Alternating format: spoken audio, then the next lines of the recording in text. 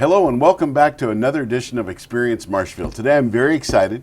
We have the general manager of the Holiday Inn, David Bleuer. David, welcome. Thank you. How Glad are to be things? here.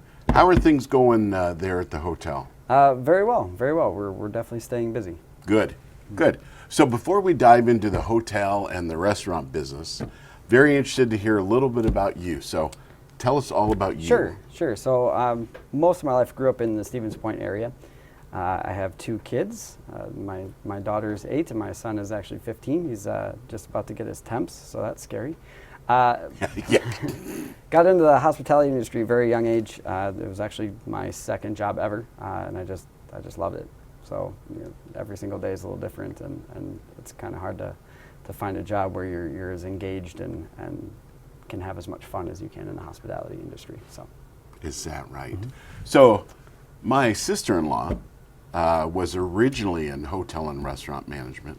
mm-hmm. And I mean to shout, that's a constantly changing industry. It's Yes, I don't know what it's like, almost like controlled, on the verge of uncontrolled chaos, but making it look very hi, welcome to the Holiday Inn. That's exactly. Meanwhile, the back of the store is falling apart. Yep. You nailed it on that. Controlled chaos. We'd like to think we control it anyway. Yeah. Now, you guys have been here for quite some time. Is most of your business, now of course you're a national brand, you're a national chain. Mm-hmm. Does that help you book your rooms, or does that get people here? It certainly does. Name recognition, brand recognition, it's always important. And it's a very solid brand and has been for a very long time. So your average person coming in then to your hotel is going to be the business traveler, or is it going to be there for weddings or events, or what's your client look like? It's a mix, but it's probably a 60-40 mix or so, mostly business more than leisure. But you do get, like with the conventions that we bring in and some of those things and the weddings, you get a lot of leisure business as well, usually on the weekends. And do you go, because I know our Convention and Visitors Bureau, they've done a great job of bringing more people to the city. And we heard this, you were at that meeting, I believe, where Matt was talking about when we get people to come to Marshfield, the average individual will spend, I believe it's $80 a day. Right, and if they stay over, which is great for your business, then it's an average of like 170 or something like that. So I would imagine, is there a formulation that you do, like, okay, how do we get our piece of that pie? I mean, for us, we have the attached restaurant, so for us it's trying to make sure that when they're there, they're using our conference space or they're using our restaurant or any of the other things that we sell there, obviously. We tend to get the overnight stays, obviously, so that's more our focus. So do you then, on weekends, are you as busy as you are during the week? Do the business people stay, or do they kind of check out Thursday night and then it's more local? Thursday, Fridays they'll check out, and then if we have groups, if we have weddings, that's kind of where that business comes from. A lot of sports groups. If there's tournaments in the area, all the different ones, hockey and baseball, basketball, whatever it might be. But definitely we're busier during the week than we are on the weekend. Actually, I think most people in Marshfield probably are surprised when they come and they say, hey, I want a room for my family member on a Tuesday, and we're like, we've been sold out on Tuesday for a month now. So is that right? Because it's usually 1, 2, 3 weeks out, depending on how busy it is and what the clinic's doing. We can look out pretty far in advance. So I would imagine with you got the Wenzel Family Plaza, you've of course got the clinic. That's got to be a big one, and there's more and more sports coming. I think with the new sports complex coming, I think that's going to have more people here. It won't hurt. It won't. I could tell you've got to be very, very excited about that. Yeah. How many rooms do you have there at the Holiday Inn? 91. 91. Yep. And your average occupancy then in the summer is, what is it? We're in the 80%. So that's a lot. Yeah, it is. Yeah. That's a lot of rooms to turn over. It sure is. Yeah. You know what? I hate to say this, but I'm one of those. I'm the guy that you probably just don't like, because when I get to a hotel, I always want to get there and check in early, and then always want the late checkout. I already don't like you. And there Yep, went this yep. interview. Gone. But is that the way most people are, or? It really depends on the events. Sporting events, weddings, they want to check in early. You know, Is that weddings, right? nobody drives the 4 hours to the wedding wearing their suit, their dress, Right. their right. So they all want to get there at 11. The wedding's at noon. We want an hour to change. So, but they never let you know that ahead of time, of course. Never. They just show up and go, "Why is my room not ready?" Right. There's just something about, and I don't know if this is just the way I am or if maybe the way people are, there's something about the experience in a hotel. I mean, I have a TV in my house. I've got a couple. But there's just something about when you're in your own room with that remote, you just feel like you're on vacation, even if you've got a local room. Yep, yep. We do some staycations here and there. Where Is that right? Well, people will come from People just the Marshfield area and just want to use the pool and just hang out and get away from the house. Right. So, of course, 91 rooms, you're at a big occupancy rate, and then you took on another project, little one, with the restaurant, the Rivers. Sure. How's that been going since your grand opening? So we reopened in September. Everything in there's new. The entire team is new, and it couldn't be better. We've done a lot of work in the local community, and actually we have over 50% of our menu now comes from within 30 miles of the restaurant. Wow. So we're pretty excited about that. And Chef Doug, who's our main guy over there, he wants to see that at 75% by the end of next year. So we'll see. It gets more and more difficult the further out you go to try and find the things that you need. You know, for us, one of the big challenges was finding bread in the area. You know, there's not really a bakery that's large enough to handle what we put out. The only one was Main Grain in Point, and they can only deliver 1 day a week. Well, if you're talking fresh bread, that's not gonna It's not gonna get you through the week. So, but we continue to push and try and find new things. You know, small changes like shredding our own cheese. They get a 40-pound block of cheese, and piece by piece, it's a lot of labor that goes into cracking all the eggs every single morning. You know, but they love it. They'd rather do that than grab it off the back of a truck and throw it out for people to eat. Right. So, you know, I think it's a very unique experience there, and what's very interesting is the fresh food. It's a lot more, and people don't see that. Right, when you're back there, before you even open, I would imagine you're prepping meat, you're getting that big 40-pound block and you're shredding it, and all of those, fresh ingredients. And yet what we get in the public is just this beautiful plate of food. Yep. And so do you find there at the Rivers, do you find that people will come and they'll, maybe that older style of dining of come in, have a couple of drinks, relax, then go get seated? Or do you find that people want to get in and get out? There's definitely both types of people. I think we see a lot more at dinner time. People want to have a couple of drinks and take it slow. Obviously, lunch is how fast can you get me my food? I only have half an hour. I only have 45 minutes. We cater to both. Our lunch menu is very quick. It's pretty easy to put out.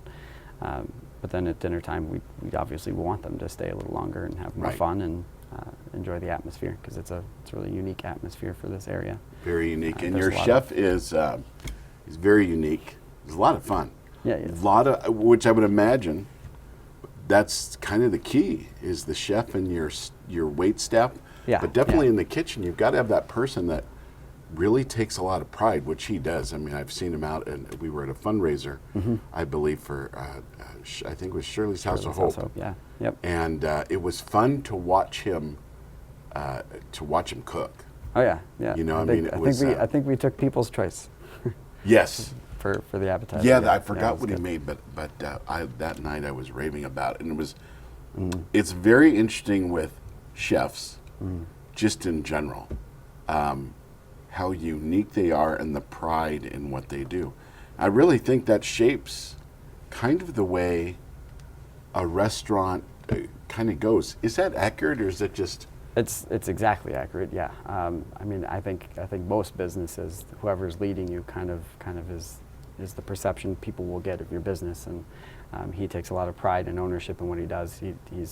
even though he's new to the community, he immediately latched on to the community Sure. because he realized like this is one, it's a great community to be in, which is why he's here in the first place. But also, you know, if you don't get out there and you don't put yourself in front of those people, Right. why should they support you? Right. If you don't support them, I mean, now that we partner with, you know, Hewitt's and Nasonville and all those other places, it's easier and easier to get out in the community more and more. Right. Because people get the reputation of this is a good place to work, this is a good guy to work for, he's leading in the right direction. So then he gets to leave more often because he's got a team he can trust underneath him. So Right. it's a lot of work goes into it, and the chef, you know, I look at the job that I do, I couldn't do his job. The things that he has to pay attention to on a daily basis it's insane. And nowadays, a chef also has to be able to do these things, to come out and talk to people. Got to be PR. Yep. Because everyone wants to get around the chef, to get around the GM. That's the big. It's a big thing for you because even though the restaurant is kind of detached, it's still under your umbrella. Yes. Yep. So and I mean, right now you look really kind of laid back and everything's going great. And I'm just no wondering stress at all. I never have any. No, Nope. just easy. No, Easy. I just smile a lot. Nobody can tell what's going on. Right, that's good.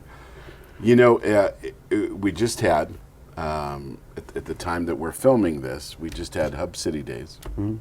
And I kind of view chefs the way I do artists. Artists are very particular, if you will. Yeah. And another one that kind of falls in that line are the car enthusiasts that I mean to shout. Now the car enthusiasts they're into their vehicles. And my wife and we were walking around at Hub City Days and we were intrigued by the cars, but I was more intrigued by the car enthusiasts, the owners. Many of them had mirrors underneath the front part of their engine so that the people that knew about engines, I'm not one of those people, could look and see about all these great things. And I really appreciated that dedication or that pride of what they did. That's really the way I see your chef. I mean, he's really got a lot of pride. Oh yeah. And you can see it in the product that comes out, I believe, in the times that I've been there. You guys always have it's a fun menu. There's always something very good. Mm-hmm. So how many hours a week then do you work, would you say? And a week is 7 days, so. It depends, 50, 60 plus, it depends on the season and on what we have going on, but you know, it can get up to 80, it can be down to 40 occasionally. It just depends on what's going on in the hotel. And what would you say right now is maybe your biggest obstacle that you're dealing with, or biggest maybe challenge that you're dealing with? And I think this is something that would be mirrored by most people, but employment, you know, it's hard to find good help. Everybody says that everywhere, and it's not unique to Marshfield. It's just something we all put up with. But it's not a terrible challenge either. It just means you have to treat your people differently, which is really what we should have been doing all along, no matter what. So, you know, it's interesting because the public sees.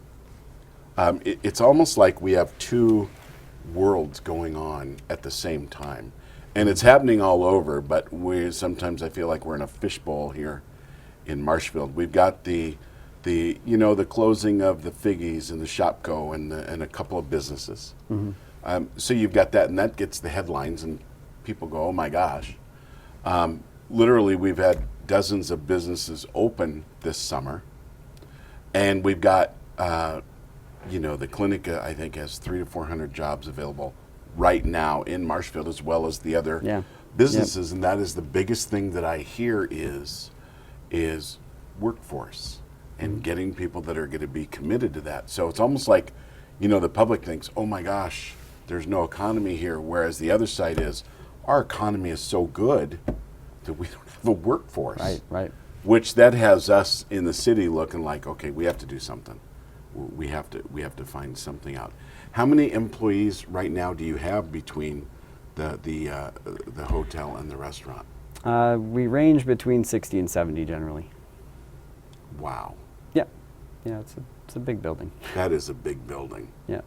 And do you have to stagger when people come in based on, like, are their schedules set for X amount of hours per week, or do you stagger it based on occupancy? It's staggered on need, depending on the job. Certain jobs are going to be static. We have to have somebody at the front desk no matter what. So certain jobs are static, so it's always the exact same number of hours. But most of the hotel operates where it depends on what we have going on. If we're busy in banquets, like we were last month, then it might be 5, 6, 7, 8 people that are all full-time all month long, versus in the dead months of winter, or right around the holidays when it slows down for us, everybody's cut down to whatever we need it to be. Sure. Then how does that work then when we get to where, I don't even want to say this, when winter comes and the snow comes, is there still as much of a demand, or is it down a little bit? It is down, and I think that's everywhere in Wisconsin. I don't think we're unique that way, right? Unless you have a ski hill there, like that's about the only thing that there is to do in the winter. Right. But it still stays pretty strong. Yeah. For our region and our market, it does pretty well. So. Wow. Well, I will tell you what, we think you are doing a great job, and we're really happy that the Holiday Inn is here and has been successful for as many years. If you would like to take a look at the work that David is doing, you can go to the Holiday Inn. You can look at the website below. Also, if you go into the Rivers, you're going to love it. And stop in and say hello to the chef. So thank you for tuning in today for another edition of Experience Marshfield.